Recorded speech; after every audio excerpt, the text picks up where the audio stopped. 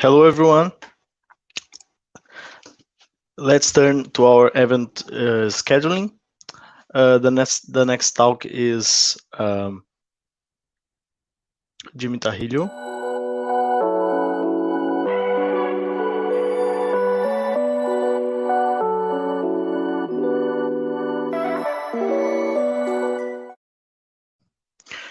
I would like to invite the Professor Fernanda Casemmin to introduce the next talk. Hi, Fernanda.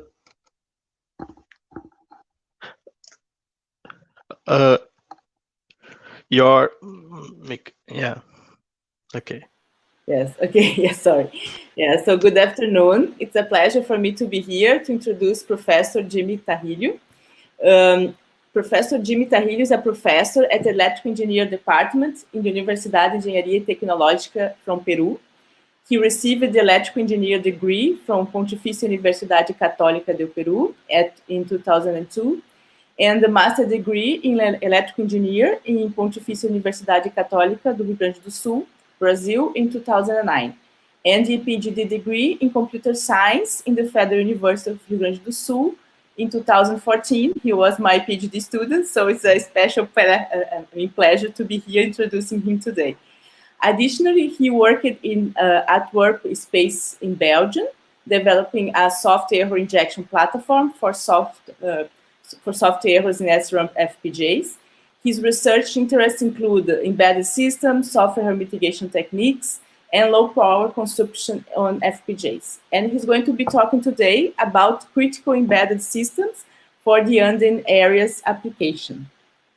So thank you, Jimmy. Hello, Fernanda. Hi. It's nice to see you and to hear you and to be here. Thanks for the presentation. Thanks for the organizations to invite me. Yes, I will present today the development of critical embedded system and Andean applications. This is a review of some of the work that I am working here in Peru with my undergraduate students.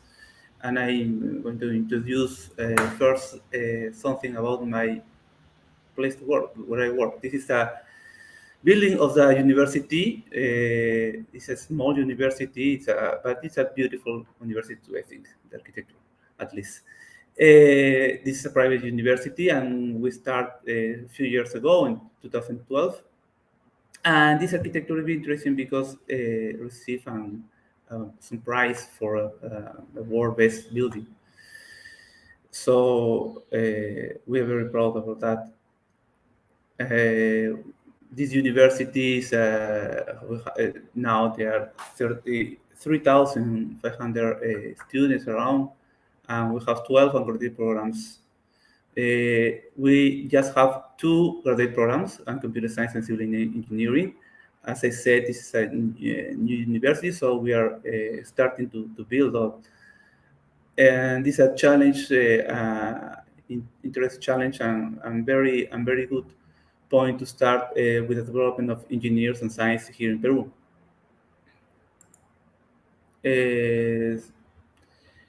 We are around 78 full-time professors, and we have also international faculty. The female faculty is 30%. This is a challenge too in Peru, because I think as other places, there are not many female faculties or researchers, so we are trying to increase this. The university also have some research centers. CITA is related to research of water in Peru, also in bioengineering, and other areas. And in Peru, we have also students from everywhere. And one of the goals of the university is to have many scholarship students with scholarships. So this is a way to see different parts of the Peru, because Peru is a small country that it's very different places according to the geography. So this is the start point of the presentation about the Andes. As you know, maybe Andes is a mountain chain across many countries in Peru, in South America. Andes, sometimes when we think about Andes, we think about mountains, beautiful landscapes, and some cities, but also of mining, because as you know, in Andes there are many mining activities and many people. But also it's so far places from the city, so they have this involves some challenge. Andes, the length of Andes is 7,000 kilometers. It's about 500 kilometers of the width. And there are many high mountain. The highest mountain is Aconcagua. It's in Argentina. And across, as I said, 7 countries: Venezuela, Colombia, Ecuador, Peru, Bolivia, Chile, and Argentina. And all this line is Andes. So as you can see, Peru, the coast is a very thin line. Lima is situated in the coast, in the river of the Pacific Ocean, and around 24% to 21% of the territory is Andes, is mountains. So we have a lot of populations. So the topic of this presentation starts with a brief Andes location description, because we will see that some particular conditions will define the technology that we must to use. After that, I will explain some technological challenge in remote Andean area, because Andean is not only cities, but also is mountains and really difficult places to work. And then I will present 3 projects. This is an undergraduate thesis project, and also some projects that I involved now. So, in the case of Peru, in Peruvian Andes, as I said, it's 28% of the territory. All the grown part is the Cordillera de los Andes Mountains. And we have many cities here, not only mountains, also cities and small populations, communities. The population is around 28%. It's around more than 8 million people living here in mountains, in highest part. If you are, for example, driving from the sea here, from the coast, and goes to the Cordillera, it's like in 40 kilometers you will start to climbing the mountains. And so you have many cities, not only in the highest places in brown, also in the yellow part. According to if we talk about the snowy mountains, we have around 30 snowy mountains above 6,000 meters above sea level. So 6,000 is very high, but as we will see, this is a special condition. But also we have more than 1,000 snow mountains above 5,000 meters above sea level. So for Peru, 5,000 is relatively close. I mean, there are many places populated with in this area, and also we have more than 2,000. No, we have more than 2,679 glaciers. This is the block of ice, water ice. So we will start to check some conditions. We'll describe the conditions of working in these places. In the highest part, in the top of the mountains, we have snowy mountain, glacier, like this. These in general are unpopulated areas, but there are some people living here.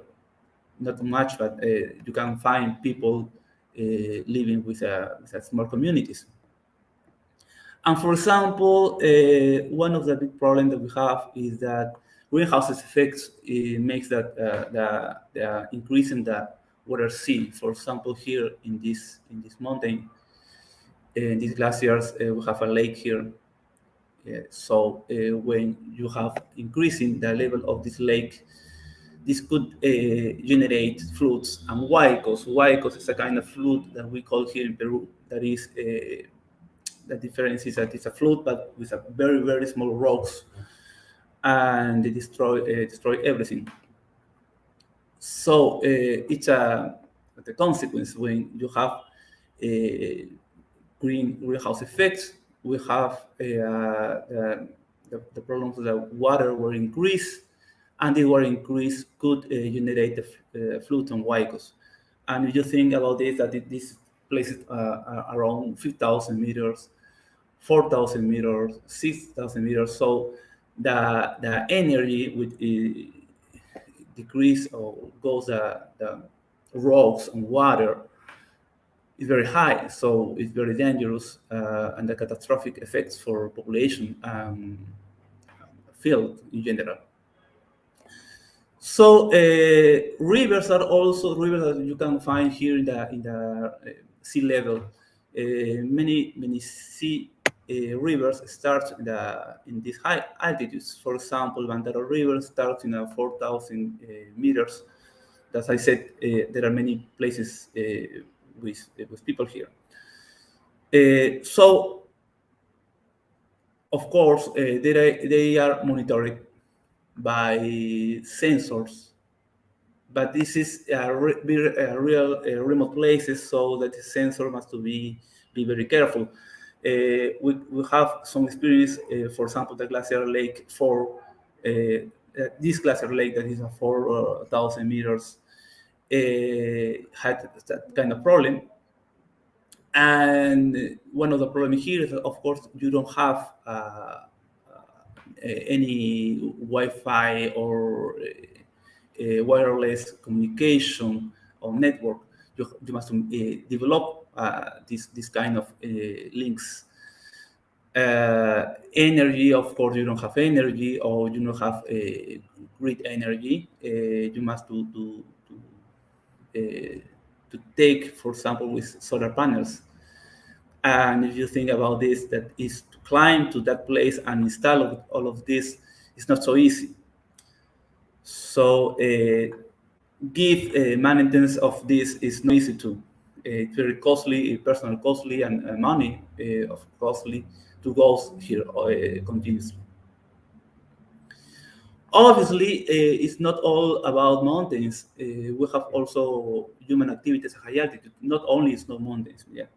So when you are, for example, in 4,000 meters, 3,000 meters, you have many population, but the population mainly are they have agricultural activities. And when sometimes we think about agricultural activity, we think about very small, very big field places, very flat places. But in the case of the mountains, that's not true. We can see some photos here, for example, that you have all of these are field for agricultural activities. There are small places. There are many small places. So to go for example, to put big machines, big trucks, is not possible. So most of these activities are by hand. All these places are surrounded by mountains, so communication is also difficult. The access, for example, to internet here is very difficult. You have some cities and some places, but it's not in whatever place. So the agriculture is one place, also one activity that is affected for that technology development. And remember also that these places are around 4,000 meters above the sea level. So also communications are a problem for these places.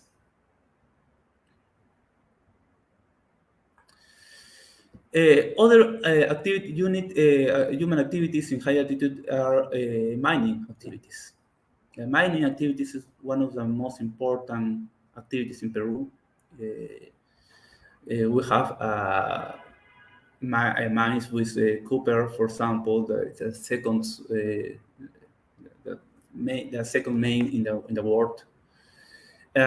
This is some photos in these places. For example, the first photo is in La Oroya. It's a place around 5,000 meters, 4,000 meters, 4,000 meters. We have buildings and we have all the mine. But this is not the highest. The highest mine in the world is La Rinconada, that is in Peru also, and it's located at 5,400 meters above sea level. Here are the mountains, and here are the mines, and here are the buildings. So it's a city mining. We have many people living here.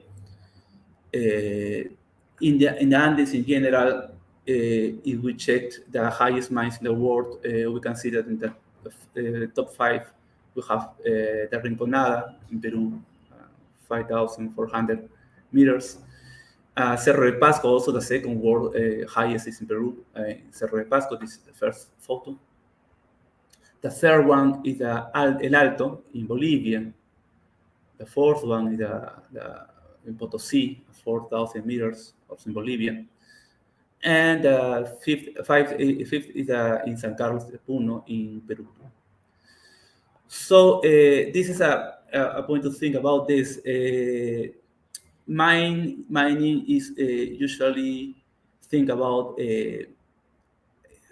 high-level technology. Yeah.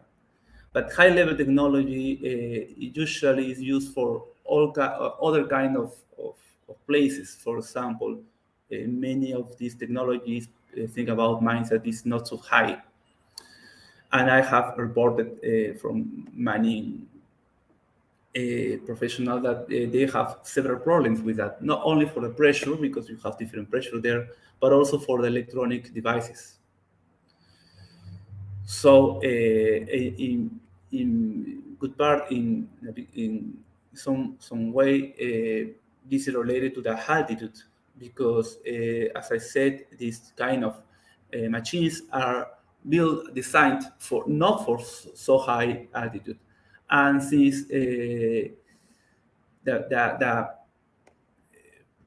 more quantity of mining is not in altitudes, so companies don't develop technology for this, or it's very expensive, to design something for this. An ecological side effect, as we know, we have a contamination of the air, but also and mainly the contamination of the water. So there are some techniques to avoid this, but also we don't have only mining from companies, but also from illegal or no controlled mining activities. So the contamination of the water and the air is a really, really big problem in Peru, in this part of the Andes. So also we need to monitor these kind of parameters, like pollution in the water and the air, and also developing technologies. Of course, we don't have only mountains, we don't have only fields, we have normal activities, and whatever normal activities in whatever city. For example, we have hospitals, transportation, and these are critical activities, because if some error happens in this kind of machines, people can die. So these equipment also need to work at high altitudes. And sincerely, if you go to these cities very, very high, for example, 4,000, 5,000 meters, you will not see maybe so well equipped hospitals. We don't have many hospitals in that place, so people must go to, for example, to Lima, to other places. So I consider that also we need to develop some technology, but thinking about special conditions. This is not remote, that's true. This is not a remote place because these places are in the middle of the city. But as we will see, to have activities in high altitudes, we could have some problems.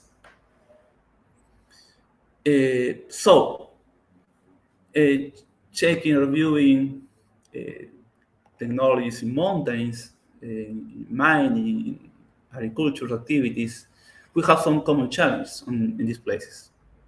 First is they usually are very difficult access places.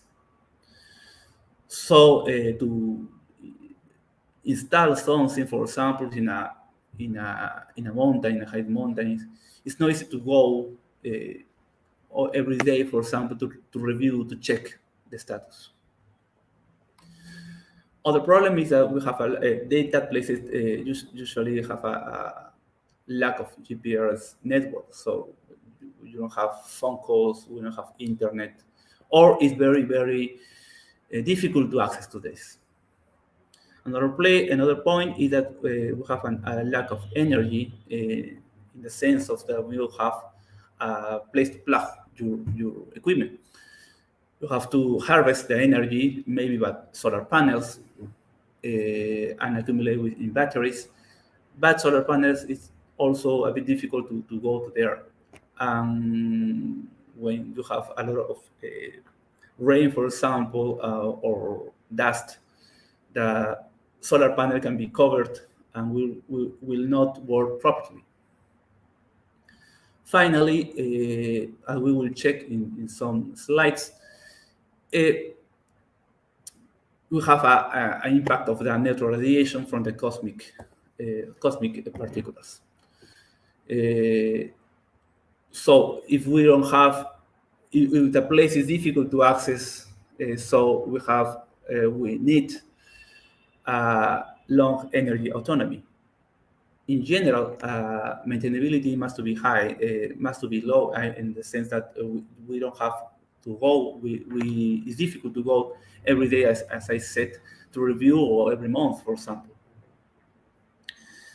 So we need 2 points in here: energy autonomy and high reliability. And this, for me, is very close to maybe some aerospace applications. Of course, in aerospace applications is that, for example, for aerospace, for the space applications, the radiation levels are very high. We have different particles and so on. It's more difficult, yes. But also we have a radiation effect. And also, of course, if you have a satellite, for example, you will not go to repair that whatever moment. It's not so easy. You don't do that. So this is the closest thing that I see here in the Earth, in the current level, because some mountains are very difficult to access and very risky to go. So the idea is to develop technologies and maybe later there to work for 1 year, for 2 years, for 5 years, for 1 month, but not for a week. There are some applications now, for example, that people need to go there to see the measurement of the equipment, or to go to implement to do the measurement process. So that's not a problem. The consequence of that is that in general, in the Peruvian Andes, and I could see maybe in other places, not only in Peru, to take information from these places is not so easy, because we don't have technology there. Because also common technologies are not prepared to these conditions. So this is the motivation, this is the point of this presentation, to talk about this challenge, for a common challenge for developing technology for high altitudes in the Andes. And of course, I hope that someday we can, in South America, can develop a technology to develop all these areas that as I shown, are not small. There are many people living there, and there are many places and activities happening there. So the first point, in the first requirement, energy autonomy. We know that energy autonomy is power that you use, the power consumption of your component in a time. And we can split this equation, and the energy is very important because, as we know, energy will depend on the autonomy of your battery. For example, your battery have a limited energy. Of course, you can use solar panel, but as I said, you have two problems with solar panels. Of some points, issues in solar panels. The first one is that solar panel sometimes is covered by dust, and you need also to go to clean that, or rain, or whatever.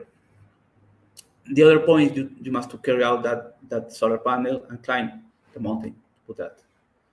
And it's real that you don't have many people living there, but in some places you can have some problem with vandalism to the solar panel.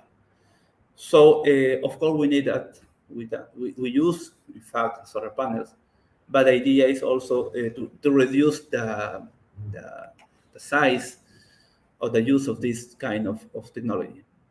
So our work is to reduce the energy consumption. So we need lower batteries or lighter batteries, and maybe not solar panels, or a very small solar panel. So we split this formula into parts, the power and the time. So power is, you have two parts also, the static power and dynamic power. So static power depends on what? The transistor technology. So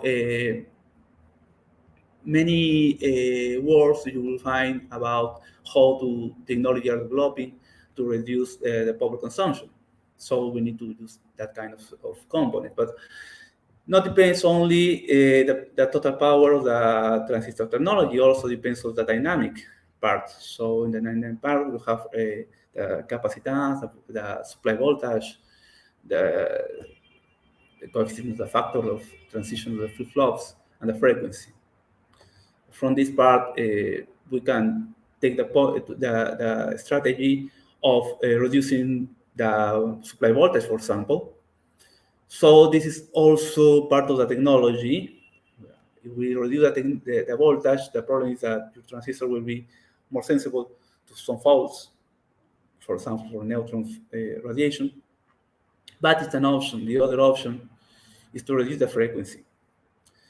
And if you reduce the frequency, you will have a less power consumption, but also your system, your performance will be decreased. So the idea is to not decrease the performance. So how we can get that? A possibility is to, for example, use parallelism or a pipeline, some kind of parallelism of the system, or modifying your algorithm. So the idea is to to have very short power consumption in short time. So in that line, you will decrease the energy. On the other hand, you have the time, the other argument, and also the time. You can reduce the time if you want to reduce the energy, maybe by means of algorithm or the architecture. One more time, this means use parallelism, some kind of pipeline, for example, or multiple cores. And that's an interesting strategy. So we will reduce both the frequency and the time. If we reduce both, we will reduce the consumption. The other point is reliability. Of course, we have a problem, for example, with rain, but we can protect that with some roof or some materials that is possible. But other point that we must check in the case of Andes is a non-ionizing radiation effect in circuits. Radiation effects, non-ionization, radiation effects is that it's not permanent faults. You have transient effects. So that transient effect means that maybe your application will stop, and you must to restart the system in order to return to your the first part of the process. But of course, you cannot go to climb to the mountain and just push the rest button. So this is a problem. These effects, what generate this kind of effect of radiation will generate a single event offset in register, for example, in flip-flops, in memories, in the control path. So if you have your system based in RAM, RAM memory, for example, you could have a problem there.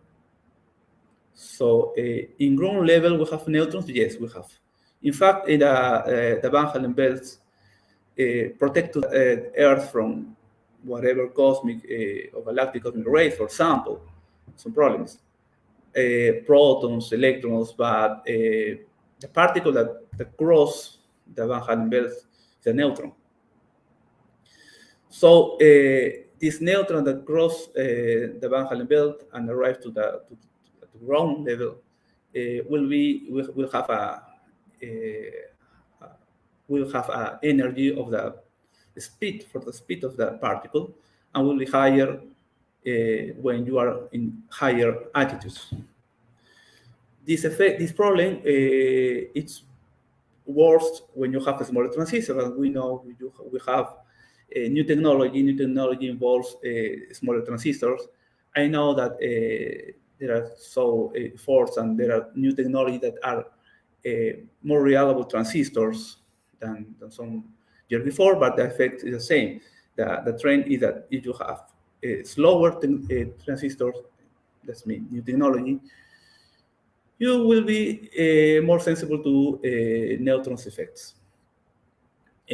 So this could limit the technological development of these kind of cities, of these kind of places, and limit also the capacity of monitoring places, monitoring all the highest altitude places.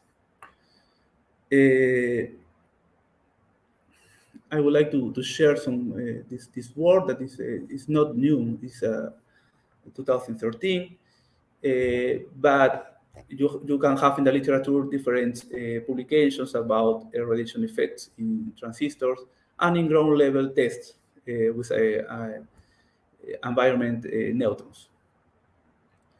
In this paper, the author found some effects in SRAM memories placed in Puno. Puno is a city in Peru, in the south part of Peru, the mountains, and an altitude of 3,889 meters above sea level.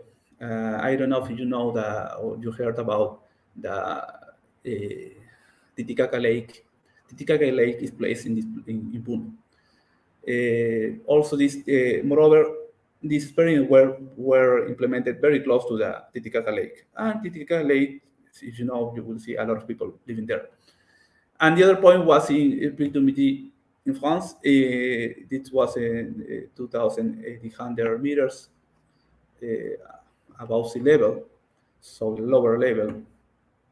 And they count the neutron flux, and they compare to New York City, that is a place, a ground level place. So of course, Puno it's very high compared to New York City. It's 9 times. This is the kind of experiments, equipment of the experiments, and this is the results. So these experiments were performed in 2011 and 2012. At the right side of the slides, we can see the normalized integrated fail in number. They used different technologies. They used 90 nanometers technology in these experiments in France, and also 90 nanometers in Puno, and other technologies 130 nanometers in Puno.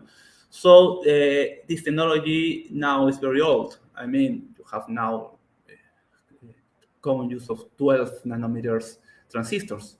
So what is expected is that the radiation effect will be higher than this. And in that time, the results say that, for example, in Puno, you start to find faults in the first 100 days. This means less than 3 months.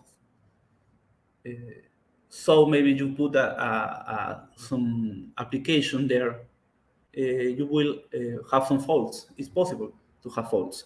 I repeat, this is with an old technology fabrication transistor. Right now, I was looking for information, the new experiments in that place. Unfortunately, we don't have yet, but we are working on that. And this is the comparison with New York City and Puno. So in the internal part of the experiment, I mean, they put the experiment inside a room and outside. So what option we have? I repeat, this is just for neutrons. I'm not talking about other kind of problems or reliability related to rain, some others, because that kind of problem you can find in other places. But what is particularly interesting in Andes is the high levels neutron flux. So what option we have? We made to implement fault tolerant techniques, so we can implement tolerant techniques in different levels. One option is to have a device redundancy level, and this means that I will reply 3 times, for example, TMR. Reply the device and have a voter, so we will decide, the system will decide which is the correct answer if some of them are wrong. So this technique will mitigate the fault.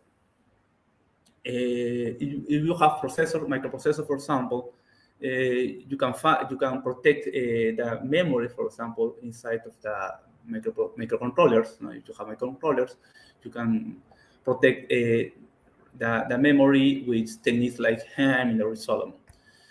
In these years, it's common to find memories with that techniques implemented by hardware. So it's more reliable, but also you can find faults in the control path. So in the register, for example, of your flags of your CPU, your ALU, for example. So exists some techniques for microprocessor by coding. But that all these techniques are just to mitigate the problem, not to eliminate the problem. Other possibility is to use FPGAs, field programmable gate array. These components, you can define the circuit inside of the chip. So this is very good because you can use implement a TMR, but inside of the chip, not only the device. So there are several techniques, still existing new techniques to increase the robustness of the circuit inside of the FPGA. And all this, you work in RTL level redundancy. This means with architecture, not the construction of the FPGA. There are other works trying to looking for have a robust, high robust FPGA. But also in RTL level, this means with architecture you can develop it too. So let's talk about some minutes about the FPGAs. We have requirements of high reliability. Let's remember a bit of digital circuits. If you have a digital circuit system, you will have some combinational circuits, sequential circuits, and so on. So the circuit is composed by combinational circuit and flip-flops. But the point is, an FPGA, this circuit is described in VHDL, for example, or Verilog, and implemented in configuration bits. You define to the FPGAs in configuration bits. The question is, where is the configuration bits allocated? So these configuration bits can be located, depending on the technology of the FPGA, in fuses, for example. It's like a fuse, like lines, fixed lines. Can be also implemented in flash cells, depending if you have a flash-based FPGA or SRAM cells. Commonly, we will find more power or more resources technologies in SRAM cells, SRAM-based FPGAs. Flash cells are good because in that case, we don't have problem to protect the configuration bits. You have anti-fuse-based FPGA or flash-based FPGA, the risk of your fault will be maybe in the flip-flops and memory, in the registers of your system and the memory of the systems in general. So you can implement at the RTL level. Something is to replay or replicate, the circuits, and it's good. If you have SRAM-based FPGA systems, this is you have another problem, that your configuration bits are susceptible also to these faults. These faults are a bit flip. This means that if you value the real value is 1, for example, flip to 0, or from 0 to 1. So if you have these faults in your circuit, in some flip-flop, maybe you will have a problem. Because maybe in that moment, that flip-flop will not used. If that flip-flop is not used, no problem, because the bit flip will occur, but your output will not be involved in that problem. But if, of course, you can propagate the faults and have a problem in the final of your circuit. But the problem with SRAM FPGAs is that not only you will have in that kind of flip-flop, of course, this technology is the probability to have a problem in a flip-flop is lower than a configurable cell. So if your information cell is affected by the neutron, for example, for a single event upset, you will lose or damage your circuit, to design circuit. What do we have to do? We have to reconfigure the FPGA. That is not so easy, or it's not good. The idea is to avoid that, but it's possible. So also in SRAM-based FPGAs, we need to protect both, but priority is to protect the bit configuration bits. Well, now I will present in the minutes that rest some undergraduate thesis projects. I put 3. I have many other projects that are very interesting. That was thinking about this application, this problem, but of course it's an undergraduate thesis. They are undergraduate thesis, so we will see that we have many work to do in this kind of projects to increase the reliability or also to reduce the power consumption. My student Makasana, he finished his career the last year. The proposal of him was to use a LoRa system and for transmission of the Hubble information. What is Hubble? Hubble hues are not interconnected. These are equipment to measure a pluviometer. It measure the rain.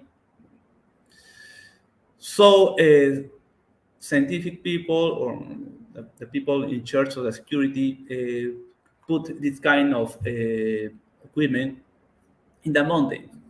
So if you are constantly measuring the mountain, you can see if it's possible to have a white, as I said, or fruit. So this is an alert system. It's part of the alert system, and also to understand the process of atmosphere in Andes. Always important to have a modeling, a mathematical model. So in order to have mathematical model, you need data. The problem is that these systems, it's not common to have interconnected communication, wireless communication. So people usually goes to climb to the mountain once a week or once a month and check the information. And sometimes they don't have information because maybe a raid hit the equipment and destroy it, for example. So the condition of working of this is, as I shown in the beginning of the presentation, remote places. The proposal was to develop a data acquisition from this equipment, make a reliable transmission, and look for a low energy consumption. LoRa is a protocol, is a technology, low range, low power, low range, that allows to transmit information very, very far away, like 1 kilometer, 2 kilometers, 10 kilometers, depending on the conditions, and with a very small power consumption. And so this is optimal for the kind of application. We are working with LoRa in many, many projects. The proposal was to develop a router, some kind of routers. This was developed by that student, and also develop a gateway to implement this kind of network. LoRa is not designed for mesh networks, but since LoRa is open source, you can change some stuff of the protocol and connect these routes in a mesh way. He uses an algorithm applied to Warshaw in the gateway, so he calculates the best transmission path based on the weights in the network. The RSSI signal is like the intensity of the communication, the link communication. So, for example, if some router was with no energy and it's not working at the moment, the system will detect that it is a not valid path and reorganize the information. So the path. So it increased the reliability of the network. He implemented this system, I think 2,000 meters above level, 1,000. It's close to Lima. The problem with this implementation was that it was in the pandemic moment, and pandemic moment closed everything, and it was not possible to implement in other places. But he implemented around Lima, the higher part of Lima. The developed mode is with a microprocessor STM32. This is a low power microprocessor. He used a lithium battery, and he worked properly. The strategy of energy was to put in sleep mode most of the time. All these parameters were configurable from the cloud. So the gateway received information and put to the cloud, and from the cloud you can monitoring this equipment, the sensors in whatever place. This is a time of sleep mode. They wake up, send a message, and sleep again. And the nodes and the router wake up in sequential time. So the estimated average current of the node was 2 milliamperes with a very small battery. He can is expected to have an autonomous energy of 2 months. It's not so much, 2 months and a half, but of course we are considering a very small battery. If we increase the battery, we increase the autonomy energy, and also we can work on and reduce the energy of the system. One of the part always we will have a high energy will be in the communication. We use LoRa, but it's obviously more energy consumption than the node, the microprocessor. Other work is the portable concentration acquisition system in rivers using voltammetry. We had two thesis projects. Lama is the first one, Paris, and they developed a system that able to measure the lead in the river. They can measure whatever or some kind of heavy metals, but we start with lead, and this is necessary because in this system the idea is to measure continuously the contamination process on the river, for example, for mining activities, whatever place, but mining activities is one of the main source of heavy metals. He used also a microcontroller STM32. They developed a podstat. This system, what makes this system is to inject some current in the water and measure. This measurement, the concentration will depend on the pH, temperature and pH, but mainly the pH. So they correct the measure with a pH meter, and they validate the system. Sorry, this is in Spanish. I will translate. The supply voltage is 7.4 voltage, and they use a current of the 145 milliamperes. It's not so low, but that's what requires the system to inject current to the water. The precision was the resolution was 1 part per billion. That's very sensitive. It's very good range, and the error of the measurement it was 2 ppb. So we need to reduce the energy consumption, of course. With a small battery also, the autonomy is just for 6 hours. But this is maybe one of the most interesting projects because we don't have in the state of the art some kind of this equipment. Usually people goes to a portable place to make the measurements, but no automatic. This is automatic. The other ones are not automatic, and the other ones requires a specialist. This equipment, since it's automatic, the idea is to put in the river and start to measure and check continuously the contamination of the river. The last one presentation project here is a BCI based on FPGA, a BCI brain-computer interface. And the brain-computer interface reads with electrodes the electricity of your brain and analyze the signals. The problem is that this analysis system is usually implemented in a CPU, in a laptop, for example, a computer. So think about implement this kind of technology in a portable system is not possible right now, or very, very difficult. So this project, in this project, we start to develop a platform completely analysis in FPGA, and application of communication, robotics, and motor recovery. And there are many possible future applications that they are still studying in the medical area. For example, to prevent some kind of sickness with this kind of equipment. So the proposal was to develop a platform based on FPGA. The first part of this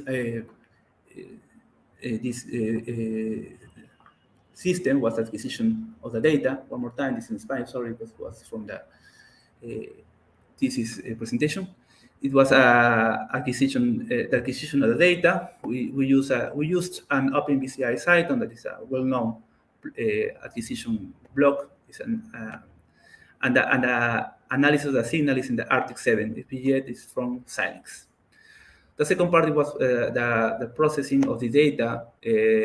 After that, extract the characteristics, the features of the signal, and then they classify. In BCI, you have different ways to work. The first way, or one of the basic ways, is detecting an open eyes and closed eyes. There are other paradigms. There are many paradigms in BCI, but this work starts with the basic one, that is open eyes and closed eyes. The classification was based in LDA, the linear discriminant analysis, so it was not implemented on any intelligence more intelligent system. Some interesting work that was that we are not working with float pointing. We are working with 6-pointed, and the result was very good. This is part of the experiment. Implement or perform this experiment, this is a bit difficult because that electrodes can be contaminated by the electromagnetic signals in the Earth. So we performed these experiments, and the precision of the closed eye was 79%, and open eyes 83%. That is in the standard levels.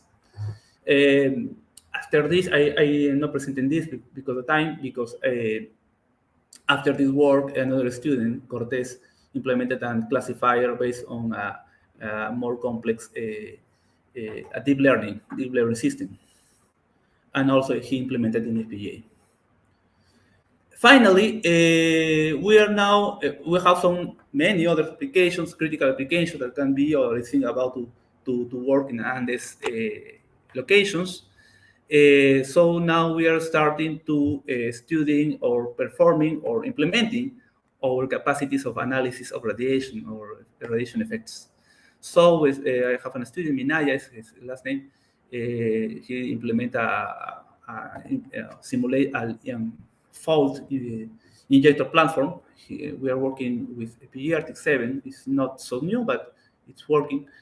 So we extract the information. We use the ACME system to extract where in the FPGA where we will inject the fault. We check the sensitive configuration bits. After that, we use the same that is an IP core of the Xilinx. We inject in that address and we check the application. So the idea is to all the other, for example, system that I shown, implement now in FPGA and test different kind of fault tolerant systems. And also in this year, right now, in this ongoing projects, we are developing a setup for a terrestrial radiation effect. The idea is to put in Cusco, for example, in a high altitude place, and later the experiments running automatically and check remotely from Lima, for example, now in Lima, to check the experiment. So the idea is to have like a laboratory, a natural fault injector, something like that, with natural neutrons. So this is what I have to present. I have, I think, on time. Thanks so much for your time. I'm ready to questions.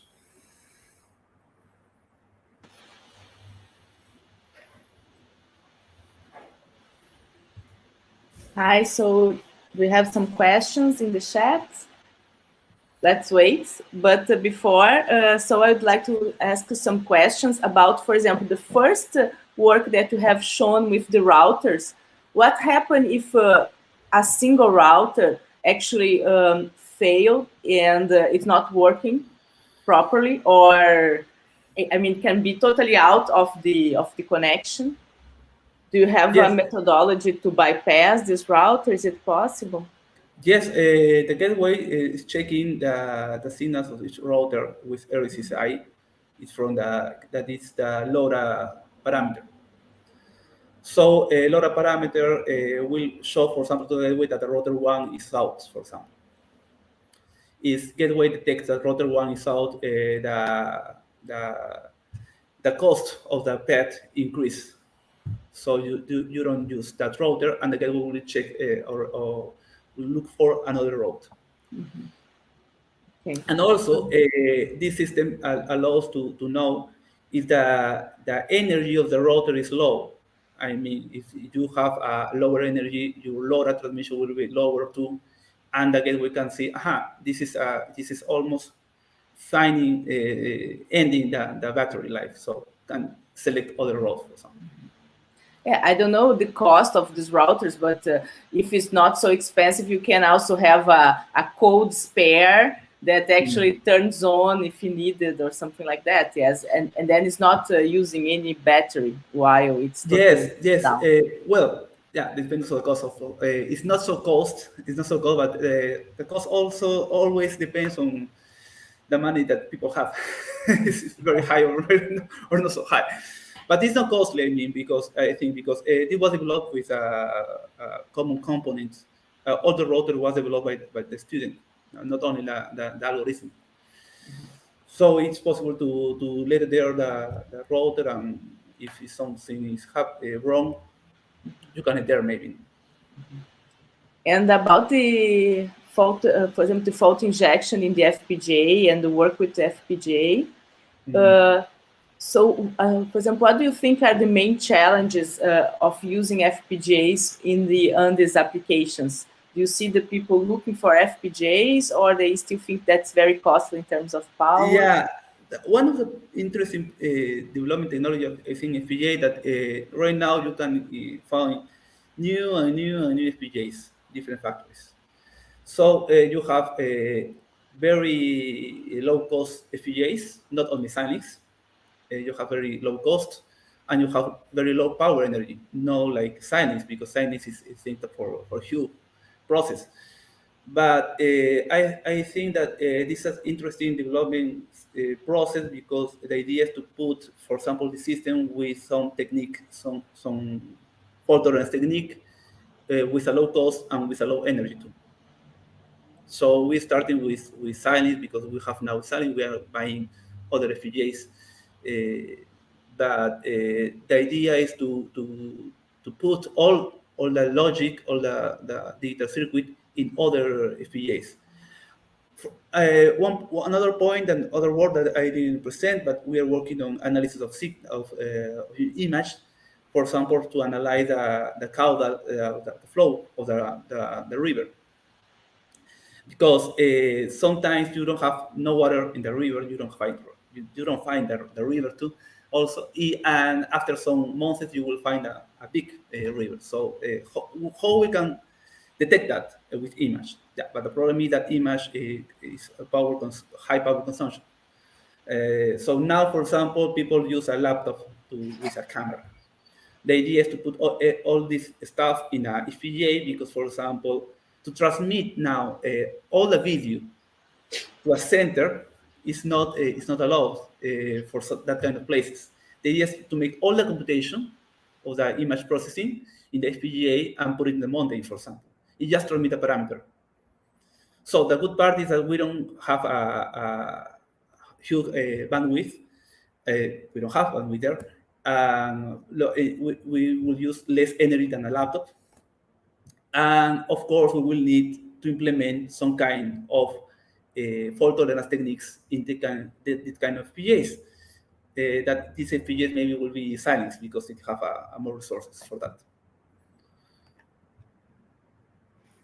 Yes, it's interesting. For example, for some of these remote applications, we can think a little bit similar as a nano satellite or something like that, because you have a short bandwidth also, because you don't want to be communicating all the time, because it spends a lot of, but you have solar panels and so on that can help you and so on. So it's the issue is a little bit different. Yeah, sometimes depends about each application.